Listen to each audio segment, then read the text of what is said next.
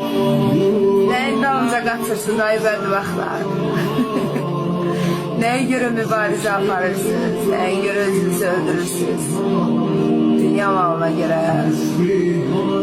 Bir şey ki ay bədbəxt hamımızı eyni daş üstündə yiyib, eyni torpağa verəcəklər.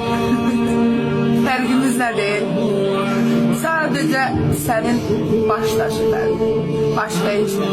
Hamımız bir öləcək. Sən də, mən də, o da, bu da. İnsanı həyatdan söndürmür. İnsanı həyatdan küstürmüyor. İnsanları yaşamaktan bezdirmir.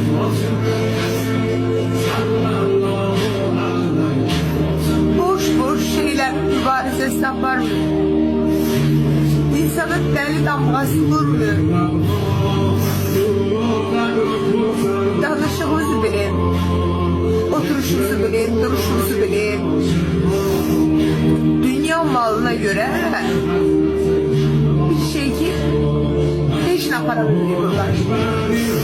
Birbirinizi boş şey kırmayın.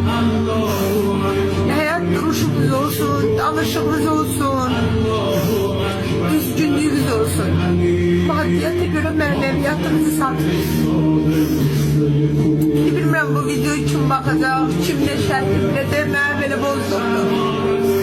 Ama insan olun. İnsan olun. Ne eviniz olsa da, ne evinizi itirsəz də, insaniyyətinizi itirmeyin.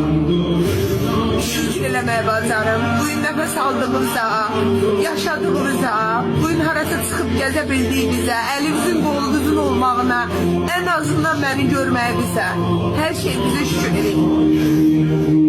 Boş şeylere birbirinizi kırmayın bana. Mehriban olun.